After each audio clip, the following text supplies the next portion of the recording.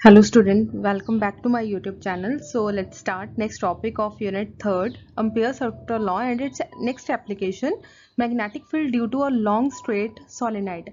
So ਬੱਚੇ ਅਸੀਂ last video ਦੇ ਵਿੱਚ ਜੋ ਆਰਟੀਕਲ ਕੀਤਾ ਸੀ ਉਹ ਸੀ long current carrying wire. ਇਸ ਵੀਡੀਓ ਦੇ ਵਿੱਚ ਅਸੀਂ straight solenoid use ਕਰ ਰਹੇ ਹਾਂ. So let's start application of Ampere circular law. So ਅਸੀਂ first application ਕਰਨ ਜਾ ਰਹੇ ਹਾਂ ਬੱਚੇ. First application ਹੈ magnetic field due to a long straight solenoid. So ਸਭ ਤੋਂ ਪਹਿਲਾਂ ਸਾਨੂੰ ਇੱਕ long straight solenoid ਚਾਹੀਦੀ ਆ. A solenoid is a tightly bound helical loop. ਸਭ ਤੋਂ ਪਹਿਲਾਂ ਤਾਂ ਬੱਚੇ ਇੱਕ helical loop ਬਣਾ ਲਓ. Loop ਬਹੁਤ carefully ਬਣਾਣੀ ਆ ਬੱਚੇ. ठीक है, मान लो इस तरह ਦੀ ਇੱਕ loop ਬਣਾ ਰਿਹਾ. Size shape should be equal. ठीक है, इक्वल जिहा होना चाहिए. सो करंट आई ये इस तरीके ना पास हो रहा, सो इधरों बाहर निकल जाएगा. सो this is current I having length L. So total length कितनी आ एल. ठीक है, स्मॉल एरिया दे विच छोटी छोटी जिहड़ी असीं पर यूनिट लेंथ लै रहे हैं बच्चे स्मॉल एन. ठीक है, इहदा मतलब टोटल नंबर ऑफ टर्न्स कितनियां हो जाणगियां. टोटल नंबर ऑफ टर्न्स हो जाणगियां तुहाडीआं एन एल. क्लीयर हो गई आ चीज़. सो आ चीज़ तुहानूं डायग्राम च मैंशन करने की जरूरत नहीं, जस्ट समझाने लई सी. छोटे छोटे एरिएज दे विच असीं पर यूनिट लेंथ मान ली स्मॉल एन आ, इहदा मतलब टोटल नंबर ऑफ लेंथ कितनी होएगी एन एल. ठीक है, अगे पढ़ो. फ्रॉम एन इंसुलेटेड वायर, असी कोई इंसुलेटेड वायर लैनी आ such that its length is very large as comparative to its diameter. मान लो आ तुहाडी वायर है. ठीक है, आ इहदा इन्ना क डायामीटर है. इहदा मतलब ध्यान नाल देखो डायामीटर बहुत ज़्यादा छोटा आ. This is very small as comparative to its length. So diameter तो निक्का जिहा आ जबकि लेंथ बहुत ज़्यादा वड्डी आ. ठीक है, सो इस तरह की असी एक वायर लिती. क्लीयर हो गया. नैक्सट देखो तुसी डायग्राम बच्ची इस तरीके की भी बना सकते हैं और इस तरीके की भी बना सकते. जिहड़ी तुहानूं ईजी लगदी है तुसी उस तरीके नाल बना सकते हैं. मान लिया इत्थे जिहड़ा पॉइंट है दैट इज ए पॉइंट और इत्थे जिहड़ा पॉइंट है this is B point. So B point. ठीक है, सो इस तरीके नाल तुसी डायग्राम ड्रॉ कर सकते हैं. तुहाडी मर्जी जिहड़ी मर्जी ड्रॉ कर लो. नैक्सट देखो असीं इहदे विच मैंशन करनी है भी की चीज़ गिवन है. Number of turns per unit length हुणे हुणे दस के हटियां. छोटे जे एरिए दे विच नंबर ऑफ टर्न्स कितनियां आ एन. छोटियां छोटियां नंबर ऑफ टर्न्स आ. ठीक है, सो असीं लिख दिता स्मॉल एन. इहदा मतलब total number of turns, total मतलब पूरे एरिए दे अंदर नंबर ऑफ टर्न्स कितनियां आ जिहड़ियां आ वालियां आ. नंबर ऑफ टर्न कितनियां एन ते लेंथ कितनियां l. So total number of turns कितनियां हो गया एन एल. सो असीं पुट कर दिता एन एल. नैक्सट देखो current flowing the wire. Total current कितना फ्लो हो रहा बच्चे, ये पूरा करंट कितना फ्लो हो रहा आई, पर कितनिया नंबर ऑफ टर्न्स दे विच हो रहा एन. सो टोटल लेंथ कितनी आ एल. सो करंट कितना होएगा आई एन एल. सो असी पुट कर दिता आई एन एल. क्लीयर हो गया बच्चे, आई एन एल कितों आया. ठीक है, according to the ampere circular law. Ampere circular law की कहता है closed integral B dot D L is equals to mu naught I. आ तुहाडा अंपेयर सर्कुलर लॉ कहता. हुण ध्यान नाल देखो बच्चे closed integral B dot D L असीं एस सच लिख रहे हैं. हुण इत्थे लूप देखो किहड़ी आ ए पॉइंट बी पॉइंट. जदों इत्थे मैगनैटिक फील्ड प्रोड्यूस होएगी तो मैगनैटिक फील्ड बच्चे इदां इत्थे तक मैक्सीमम इत्थे तक जाएगी. ठीक है, इहदा मतलब this point is C and this point is D. So इहदा मतलब ध्यान नाल देखो एक इदा करके एक लूप बन रही है. ठीक है, मैगनैटिक फील्ड लाइनस किदां हुंदियां आ इस तरीके नाल बनणगियां इदां. ठीक है, सो असी मैक्सीमम मान लिया कि जड़ियाँ तुहाडी लूप आ सी तो लैके डी तक जा रही आ. आ चीज़ क्लीयर हो गई बच्चे. ध्यान नाल देखो येलो लाइन सी तो लैके डी तक जा रही है. असी मैक्सीमम पॉइंट कंसिडर कर लिया. आ वाला पॉइंट कंसिडर कर लिया सी. ठीक है, आ वाला पॉइंट कंसिडर कर लिया सी डी. सो एक लूप बन रही है A B C D. Clear हो गया. सो येलो लाइनस मैं रब कर रही हैं इतों. ठीक है, सो इस तरीके नाल तुहाडी सी तो लैके डी तक बन गया. हुण असीं इत्थे लिखण की लगे हैं किहड़ी लूप आ साडी A B C D close integration. ठीक है, क्लोज लै रहे हैं क्योंकि एक प्रॉपर क्लोज लूप बन रही है ए बी सी तो लैके डी तक. नैक्सट की आ म्यू नॉट आई. आई की जगह तो बच्चे असीं हुणे हुणे क्या भी असीं की लिख रहे हैं number of turns I. Total length कितनी आ L. So I N L लिख लो चाहे एन आई एल लिख लो. ठीक है, क्लीयर हो गया बच्चे. फर्स्ट इक्वेशन कितना बनी. So this is our equation number 1. So असी लिख दी इक्वेशन नंबर 1 आ. ठीक है, हुण closed integral A B C D नूं बच्चे असी 4 पार्ट्स दे विच डिवाइड करन लगे हां. ਮੰਨ ਲਓ ਅਸੀਂ ਫਸਟ ਪਾਰਟ ਕਿਹੜਾ ਲੈਣ ਲੱਗਿਆ A ਤੋਂ ਲੈ ਕੇ B ਤੱਕ। ਸੋ ਅਸੀਂ ਕੀ ਕੀਤਾ, closed integral B dot DL ਨੂੰ ਜਿਹੜਾ A B C D ਸੀ ਇਹਨੂੰ ਸਿੰਪਲ ਛੋਟੀ ਛੋਟੀ ਲਾਈਨਸ ਵਿੱਚ ਕਨਵਰਟ ਕਰਨ ਲੱਗਿਆ, ਤੋੜਨ ਲੱਗੀਆਂ A ਤੋਂ ਲੈ ਕੇ B ਤੱਕ। ਸੋ ਕਿੱਦਾਂ ਲਿਖਾਂਗੇ, A ਸਟਾਰਟਿੰਗ ਪੁਆਇੰਟ ਆ ਤਾਂ ਨੀਚੇ ਲਿਖਾਂਗੇ, B ਐਂਡ ਪੁਆਇੰਟ ਆ ਤਾਂ ਉਹਨੂੰ ਉੱਪਰ ਲਿਖਾਂਗੇ। A ਤੋਂ B ਮਤਲਬ ਨੀਚੇ A ਉੱਪਰ B, ਆਗੇ B ਡਾਟ DL।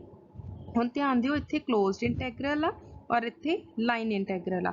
ਅਗਰ ਲੂਪ ਇੱਕ ਆ ਤਾਂ ਬੱਚੇ ਕੀ ਹੋਏਗੀ, ਕਲੋਜ਼ਡ ਇੰਟੈਗਰਲ। ਅਗਰ ਅਸੀਂ ਇਕੱਲੀ ਇੱਕ ਲਾਈਨ ਦੀ ਗੱਲ ਕਰ ਰਹੇ ਹਾਂ ਤਾਂ ਕੀ ਹੋਏਗਾ, ਲੀਨੀਅਰ ਇੰਟੈਗਰਲ। ਸੋ ਇਸ ਚੀਜ਼ ਦਾ ਧਿਆਨ ਰੱਖਣਾ, ਠੀਕ ਹੈ। ਬੇਸਿਕ ਕਨਸੈਪਟ ਤੁਹਾਡੇ ਕਲੀਅਰ ਹੋਣੇ ਚਾਹੀਦੇ ਆ। ਅੱਗੇ ਅਸੀਂ ਲਿਖਣ ਲੱਗੇ ਹਾਂ B ਤੋਂ ਲੈ ਕੇ C ਤੱਕ। ਇਹਦਾ ਮਤਲਬ ਅਸੀਂ ਕੀ ਲਿਖਾਂਗੇ, ਕਿੱਥੋਂ ਸਟਾਰਟ ਹੋਇਆ, B ਤੋਂ, ਖਤਮ ਕਿੱਥੇ ਹੋਇਆ, C ਤੱਕ। B ਤੋਂ ਲੈ ਕੇ C ਤੱਕ B dot DL। So this is also a line, so this is line integral, ठीक है।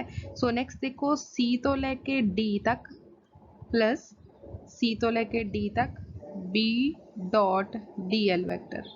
सो लास्ट आ जाओ D तो लेके A तक। सो इस नूं किद्दां लिखांगे, क्लोज्ड इंटैग्रल D तो लेके A तक। बच्चे A तो लेके D तक ना लिख देना, उपरों आ रहा है सो B D टू A आ रहा, सो D नीचे होएगा A ऊपर होएगा। क्लीयर हो गया आ स्टैप कि ਅਸੀਂ ਇਹਨੂੰ 4 ਪਾਰਟਸ ਦੇ ਵਿੱਚ ਕਿਸ ਤਰੀਕੇ ਨਾਲ ਸੋਲਵ ਕੀਤਾ। ਸੋ ਮੈਂ ਅਲੱਗ-ਅਲੱਗ ਕਲਰ ਲੈ ਕੇ ਚੂਜ਼ ਕਰ ਲਿਆ ਤਾਂ ਕਿ ਤੁਹਾਨੂੰ ਸਮਝਣਾ ਈਜ਼ੀ ਹੋਵੇ। ਅਦਰਵਾਈਜ਼ ਕਈ ਵਾਰੀ ਕੀ ਕਹਿੰਦੇ ਆ, ਆਹ ਵਾਲਾ ਸਟੈਪ ਦੇਖ ਕੇ ਬੱਚੇ ਡਰ ਜਾਂਦੇ ਆ ਤੇ ਕਹਿੰਦੇ ਆ ਆਹ ਤਾਂ ਆਰਟੀਕਲ ਹੀ ਕੰਪਲੀਕੇਟਡ ਆ। ਐਕਚੁਅਲ ਦੇ ਵਿੱਚ ਆਰਟੀਕਲ ਕੰਪਲੀਕੇਟਡ ਨਹੀਂ ਆ, ਸਿੰਪਲ ਜਿਹਾ ਆਰਟੀਕਲ ਆ। ਛੋਟੇ ਛੋਟੇ ਆਪਾਂ ਇੰਟੀਗ੍ਰੇਸ਼ਨ ਦੇ ਪਾਰਟ ਅਲੱਗ-ਅਲੱਗ ਕਲਰਸ ਦੇ ਨਾਲ ਲੈ ਕੇ ਕਰ ਲਿਆ, ਉਹਦੇ ਨਾਲ ਇੰਟਰਸਟਿੰਗ ਵੀ ਲੱਗਦਾ। ਹੁਣ ਧਿਆਨ ਦਿਓ ਬੱਚੇ, B ਔਰ B ਤੋਂ ਲੈ ਕੇ C ਤੱਕ ਜੋ ਗ੍ਰੀਨ ਲਾਈਨ ਹੈ, ग्रीन लाइन आ रही, ठीक है। ਇਹਦੇ ਵਿੱਚ ਦੇਖੋ ਬੱਚੇ ਸਾਡੇ ਦੋ ਕੰਪੋਨੈਂਟਸ ਹੈ ਇੱਥੇ, ਇੱਕ B ਔਰ ਇੱਕ DL, ਠੀਕ ਹੈ ਬੱਚੇ। ਆ ਤੁਹਾਡਾ L ਸੀ, ਇਹਦਾ ਮਤਲਬ L ਤੁਹਾਡਾ ਇੱਧਰ ਨੂੰ ਹੀ ਰਹੇਗਾ। ਸੋ L ਇੱਧਰ ਨੂੰ ਆ, ਇਹਦਾ ਮਤਲਬ DL ਵੀ ਇੱਧਰ ਨੂੰ ਹੋਏਗਾ ਜਿਹੜਾ ਅਸੀਂ ਸਮਾਲ ਐਲੀਮੈਂਟ ਲੈ ਰਹੇ ਹਾਂ। ਹੁਣ ਮੈਗਨੈਟਿਕ ਫੀਲਡ ਕੀ ਆ, ਉੱਪਰ ਵਾਲੇ ਪਾਸੇ ਨੂੰ, ਕਿਉਂਕਿ ਉੱਪਰ ਵਾਲੀ ਲਾਈਨ ਜਾ ਰਹੀ ਹੈ। ਸੋ ਐਂਗਲ ਇਜ਼ 90 ਡਿਗਰੀ, ਠੀਕ ਹੈ। ਇਹਦਾ ਮਤਲਬ ਡਾਟ ਪ੍ਰੋਡਕਟ ਜਦੋਂ ਅਸੀਂ ਹਟਾਵਾਂਗੇ, ਡਾਟ ਪ੍ਰੋਡਕਟ ਹਟਾਇਆ ਤਾਂ ਕਿੰਨਾ ਆ ਜਾਏਗਾ, cos theta BL cos theta, theta ਅਸੀਂ ਕਿੰਨਾ ਪੁੱਟ ਕਰ ਰਹੇ ਹਾਂ 90। What is cos 90, cos 90 equals to 0। ਇਹਦਾ ਮਤਲਬ ਆ ਸਾਰੀ ਟਰਮ ਕਿੰਨੀ ਹੋ ਜਾਏਗੀ, 0। ਧਿਆਨ ਨਾਲ ਦੇਖੋ, B ਤੋਂ ਲੈ ਕੇ C ਤੱਕ ਪਤਾ ਲੱਗ ਰਿਹਾ ਕਿ ਇਹ 90 ਡਿਗਰੀ ਹੈ, ਇਹਦਾ ਮਤਲਬ ਆ ਟਰਮ 0 ਹੋ ਜਾਏਗੀ। ਅੱਗੇ ਦੇਖੋ D ਤੋਂ ਲੈ ਕੇ A ਤੱਕ, ਠੀਕ ਆ, ਇਹ ਵੀ 90 ਡਿਗਰੀ ਦਾ ਐਂਗਲ ਹੀ ਬਣਾ ਰਹੀ ਆ। ਸੋ D ਤੋਂ ਲੈ ਕੇ A ਤੱਕ ਵੀ ਕੀ ਹੋ ਜਾਏਗਾ ਤੁਹਾਡਾ 0। ਸੋ ਅਸੀਂ ਕੀ ਲਿਖ ਰਹੇ ਹਾਂ, B ਤੋਂ ਲੈ ਕੇ C ਤੱਕ ਆਹ ਵਾਲਾ ਪੋਰਸ਼ਨ, A ਤੋਂ ਲੈ ਕੇ D ਤੱਕ ਆਹ ਵਾਲਾ ਪੋਰਸ਼ਨ। ਧਿਆਨ ਨਾਲ ਦੇਖ ਲਓ, ਜੋ ਅਲੱਗ-ਅਲੱਗ ਕਲਰ ਚੂਜ਼ ਕੀਤੇ ਆ, ਗ੍ਰੀਨ ਔਰ ਬਲੂ ਕਲਰ, ਦੋਨੋਂ ਕੀ ਹੋ ਜਾਣਗੇ 0। ਕਿਉਂ 0 ਹੋ ਜਾਣਗੇ, ਕਿਉਂਕਿ B vector is perpendicular to AB, ਠੀਕ ਹੈ। AB ਦੇ ਪਰਪੈਂਡੀਕੂਲਰ ਆ, ਪਰਪੈਂਡੀਕੂਲਰ ਟੂ AD ਔਰ BC, ਠੀਕ ਹੈ। ਸੋ ਕੱਲਾ ਕੱਲਾ ਵੀ ਲਿਖ ਸਕਦੇ ਹਾਂ, ਡਾਇਰੈਕਟ AB ਵੀ ਲਿਖ ਸਕਦੇ ਹਾਂ। ਸੋ ਆਹ ਦੋਨੋਂ ਟਰਮਸ ਅਸੀਂ ਕੀ ਪੁੱਟ ਕਰ ਦਿੱਤੀਆਂ, ਆਹ ਵਾਲੀਆਂ ਦੋਨੋਂ ਟਰਮਸ ਅਸੀਂ ਪੁੱਟ ਕਰ ਦਿੱਤੀਆਂ ਇਕੁਅਲ ਟੂ 0। ਸੋ ਰਹਿ ਗਈਆਂ ਸਾਡੇ ਕੋਲ ਸਿਰਫ ਦੋ ਟਰਮਸ, ਆਹ ਵਾਲੀਆਂ, ਠੀਕ ਹੈ। ਯੈਲੋ ਵਾਲੀ A ਤੋਂ ਲੈ ਕੇ B ਤੱਕ ਔਰ ਰੈੱਡ ਵਾਲੀ, ਰੈੱਡ ਕੌਣ ਆ, C ਤੋਂ ਲੈ ਕੇ D ਤੱਕ। ਸੋ ਆਪਾਂ ਹੁਣ ਉਹਨਾਂ ਬਾਰੇ ਡਿਸਕਸ ਕਰਦੇ ਹਾਂ। For a solenoid whose length is much larger than its diameter, then magnetic field point outside the solenoid is 0. Most important line ਆ, ਧਿਆਨ ਨਾਲ ਸੁਣਨਾ ਕਿ ਮੈਗਨੈਟਿਕ ਫੀਲਡ ਲਾਈਨਸ ਜਿਹੜੀਆਂ ਆਊਟਸਾਈਡ ਦਾ ਸੋਲੇਨਾਈਡ ਕੀ ਹੁੰਦੀਆਂ ਆ, 0। ਜਿੱਦਾਂ ਅਸੀਂ ਫਸਟ ਯੂਨਿਟ ਦੇ ਵਿੱਚ ਬੱਚੇ ਪੜ੍ਹਿਆ ਸੀ ਕਿ ਇਹ ਕੰਡਕਟਰ ਆ, ਕੰਡਕਟਰ ਦੇ ਇਨਸਾਈਡ ਕੀ ਹੁੰਦੀ ਆ, ਇਲੈਕਟ੍ਰਿਕ ਫੀਲਡ 0। ਸ਼ਾਇਦ ਤੁਹਾਨੂੰ ਗੌਸ ਥਿਊਰਮ ਯਾਦ ਹੋਊਗੀ ਜਿੱਥੇ ਤੁਸੀਂ Q ਇਕੁਅਲਸ ਟੂ 0 ਪੁੱਟ ਕਰਦੇ ਆ, ਠੀਕ ਹੈ। ਹਮੇਸ਼ਾ ਯਾਦ ਰੱਖਣਾ ਬੱਚੇ, ਇਲੈਕਟ੍ਰਿਕ ਫੀਲਡ ਇਨਸਾਈਡ ਦਾ ਕੰਡਕਟਰ 0 ਹੁੰਦੀ ਆ ਤਾਂ ਮੈਗਨੈਟਿਕ ਫੀਲਡ ਜਿਹੜੀ ਆ ਆਊਟਸਾਈਡ ਦਾ ਕੰਡਕਟਰ 0 ਹੁੰਦੀ ਆ, ਠੀਕ ਆ। ਇਹਦਾ ਮਤਲਬ ਸਾਡੇ ਕੋਲ ਇੱਥੇ ਕੀ ਸੀਗਾ, ਇਸ ਤਰੀਕੇ ਨਾਲ ਆਹ point A C, B C ਤੋਂ ਲੈ ਕੇ D ਤੱਕ, ਠੀਕ ਹੈ। C ਤੋਂ ਲੈ ਕੇ D ਤੱਕ ਰੈੱਡ ਵਾਲਾ ਜਿਹੜਾ ਪੋਰਸ਼ਨ ਆ, ਆਹ ਵਾਲਾ ਪੋਰਸ਼ਨ ਆ, ਇਹ ਆਊਟਸਾਈਡ ਆ। ਆਊਟਸਾਈਡ ਆ ਮਤਲਬ ਇੱਥੇ ਕੀ ਹੋ ਗਿਆ, ਤੁਹਾਡੀ ਮੈਗਨੈਟਿਕ ਫੀਲਡ ਹੀ 0 ਆ, ਇਹਦਾ ਮਤਲਬ B ਹੀ 0 ਆ। ਜਦੋਂ B ਡਾਟ DL ਪੁੱਟ ਕਰੋਗੇ ਤਾਂ ਤੁਹਾਨੂੰ ਕਹਿ ਲਓ ਡਾਟ ਪ੍ਰੋਡਕਟ ਵੀ ਹਟਾਉਣ ਦੀ ਜ਼ਰੂਰਤ ਨਹੀਂ, ਡਾਇਰੈਕਟ B ਦੀ ਵੈਲਿਊ 0 ਪੁੱਟ ਕਰੋਗੇ ਤਾਂ D ਨਾਲ ਵੀ ਮਲਟੀਪਲਾਈ ਕਰੋਗੇ ਤਾਂ ਆਂਸਰ ਕਿੰਨਾ ਆ ਜਾਏਗਾ, 0। ਸੋ C ਤੋਂ ਲੈ ਕੇ D ਤੱਕ ਤੁਹਾਡਾ ਆਂਸਰ ਕਿੰਨਾ ਆ ਗਿਆ, 0। ਕਲੀਅਰ ਹੋ ਗਿਆ ਬੱਚੇ। ਇੱਥੇ ਕਿਸੇ ਐਂਗਲ ਦੀ ਗੱਲ ਨਹੀਂ ਕੀਤੀ ਗਈ, ਇੱਥੇ ਡਾਇਰੈਕਟ ਮੈਗਨੈਟਿਕ ਫੀਲਡ ਦੀ ਗੱਲ ਕੀਤੀ ਗਈ ਆ। ਜਿਹੜੀ ਮੈਗਨੈਟਿਕ ਫੀਲਡ ਆ ਆਊਟਸਾਈਡ ਦਾ ਜੋ ਸੋਲੇਨਾਈਡ ਆ ਉਹ ਕਿੰਨੀ ਹੋਏਗੀ, 0 ਹੋਏਗੀ। ਕਲੀਅਰ ਹੋ ਗਿਆ। ਸੋ ਇਹਦਾ ਮਤਲਬ ਦੋ ਤਾਂ ਪਹਿਲਾਂ ਹੀ ਖਤਮ ਹੋ ਗਏ, ਤੀਸਰਾ ਜਿਹੜਾ ਆ C ਤੋਂ ਲੈ ਕੇ D ਤੱਕ ਉਹ ਵੀ 0 ਹੋ ਗਿਆ। आ B तो लैके C तक 0 हो गया, C तो लैके D तक 0 हो गया, D तो लैके A तक भी 0 हो गया। सो रह गया इकलौती टर्म A तो लैके B तक। ਇਹਦਾ मतलब closed integral A B C D B dot DL vector किहदे इक्वल आ गया, लाइन इंटैग्रल A तो लैके B तक B vector dot DL vector. ठीक है, सिर्फ इक्को ही टर्म बच गई, 3 टर्म्स जड़ियाँ इहदे नाल दियां सी वो 0 हो गई। अगेन असी डॉट प्रोडक्ट हटान लगे। B and DL are along the same direction, दोनों की आ सेम डायरैक्शन दे विच आ तुहाडा सॉलिनाइड सी। ठीक है, आ तुहाडी लेंथ है DL, टोटल लेंथ कितनी सी L, असी स्मॉल एरिया की गल कर रहे हैं, मान लो इन्ना के एरिया कितना है L DL। ठीक है, सो इधर मैगनैटिक फील्ड भी A पॉइंट तो लैके B पॉइंट वाल नूं जा रही है। ठीक है, सो ਇਹਦਾ मतलब ਤੁਹਾਡੀ मैगनैटिक फील्ड भी इस डायरैक्शन च, सो ਇਹਦਾ मतलब DL भी इस डायरैक्शन च, B भी इस डायरैक्शन च। So angle between B and DL is 0, so angle 0 होया आ, ਇਹਦਾ मतलब cos 0 degree equals to 1। So असी डॉट प्रोडक्ट हटा रहे हैं। ठीक है, डॉट प्रोडक्ट हटाता, क्लोज इंटैग्रल B डॉट DL का जो बच्चे डॉट प्रोडक्ट हटावे आ जाएगा cos थीटा। cos थीटा की वैल्यू असी की पुट कर रहे हैं 0, बिकॉज B भी इस डायरैक्शन च सी और DL भी इस डायरैक्शन च सी। What is cos 0? cos 0 equals to 1। जो ये वैल्यू 1 पुट करांगे साडे को कितना आ जाएगा, A तो लैके B तक B DL। So B is a constant term, so take outside, so इनू असी बाहर निकालता। ठीक है, इंटीग्रेशन के अंदर की रह गया A तो लैके B तक DL। Now what is this, एक ही टर्म आ जो असी बच्चे आ सॉलिनाइड सी। ठीक है, सॉलिनाइड का असी स्मॉल एरिया कंसीडर किया सी DL। ਇਹਦਾ मतलब जो ਇਹਦਾ इंटीग्रेशन कर दी तो टोटल लेंथ कितनी आ जाएगी L।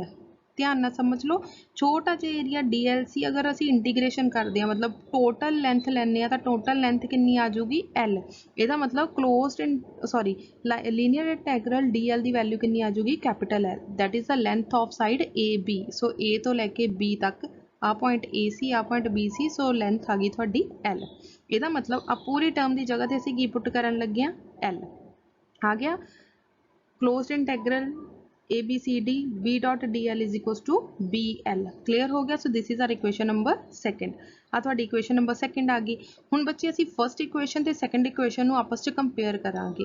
हुण तुसीं अपनी नोटबुक ते सारा कुछ नोट डाउन कर लिया, तो इक्वेशन नंबर फर्स्ट जल्दी जल्दी चैक करो। उत्थे भी की आ, closed integral ABCD B dot DL vector is equals to mu naught NIL। आ तुहाडी इक्वेशन नंबर 1 सी। ठीक है, इक्वेशन नंबर 2 आ सी। हुण ध्यान नाल देखो, left hand side this term and this term both are same. अगर ये लैफ्ट हैंड साइड इक्वल है तो right hand sides are also equal. ਇਹਦਾ मतलब की आ जाऊगा BL के इक्वल आ जाएगी म्यू नॉट NIL दी। आ गया जी। ठीक है, हुण ध्यान नाल देखो, अगर कोई टर्म कट हो रही है तो कट दो, L दे नाल L कैंसल। सो B का आंसर कितना आ गया, mu naught NI। So this is the final answer. इत्थे तक बच्चे तुहाडा आर्टिकल पूरे का पूरा कंप्लीट आ। सम टाइम कई बारी 1 मार्क्स का अलग तो क्वेश्चन आ जाता है, नाल स्पैशल केस पूछ लिया जाता है। सो स्पैशल केस देखो बच्चे, अगर स्पैशल केस पूछा जाए तो ही लिखना है, अदरवाइज ये नहीं लिख के आना। At point near its end, मान लो कोई पॉइंट असी बिल्कुल एंड ते ले लिया तो magnetic field is given by, तो मैगनैटिक फील्ड कितनी होएगी, अदरवाइज साडा आंसर कितना आया, B is equals to mu naught NI। आ तुहाडा आंसर आया फाइनल किसी सॉलिनाइड का। ठीक है, ये आंसर आया सी। अगर वो कह रहा भी असी एंड ते लेना, मान लो पूरी वायर आ, असी सिर्फ और सिर्फ इन्ने की गल की, आ वाले पोर्शन की गल असी नहीं की, इसका मतलब सिर्फ अद्धे जी वायर की गल की, सो असी इहनूं 1/2 दे नाल मल्टीप्लाई कर देना। क्लीयर हो गया। सो आंसर आ जाएगा। नेक्स्ट है, if the solenoid is bound on a core of a matter having relative permittivity. मान लो आही वायर नूं असी किसी होर तार दे नाल बाउंड कर दिता, बन दिता। ठीक है, ਇਹਦਾ मतलब ਇਹਦੀ भी कोई ना कोई परमिटिविटी होएगी, म्यू नॉट जिहड़ी वायर यूज कर रहे हैं ਉਹਦੀ भी कोई ना कोई कह लो रिलेटिव परमिटिविटी होएगी, दोनों की परमिटिविटी आ। सो असी की कीता, जिहड़ा साडा मेन आंसर आया सी म्यू नॉट आई आया सी, ਉਹਦੇ ਨਾਲ एक होर परमिटिविटी ऐड हो जाएगी, मल्टीप्लाई हो जाएगी mu R. So this is the next final answer. ठीक है बच्चे, आ दोनों के विचों अगर कोई स्पैशल केस पूछा जाए तद ही तुसीं आ दोनों विचों कुछ लिखना है, अदरवाइज तुहाडा B is equals to mu naught NI तक फाइनल आंसर सी, तुसीं आर्टिकल उत्थे तक ही कंप्लीट करके आना है। ठीक है जी। सो इस पूरे आर्टिकल दे विच बच्चे किसी भी मैथमैटिकल प्रॉब्लम कुछ आई होवे या तुहानूं कुछ ना समझ लग्या होवे, डेरीवेशन च या डायग्राम दे विच प्रॉब्लम होवे तां तुसीं पुछ सकदे आ। Thank you so much.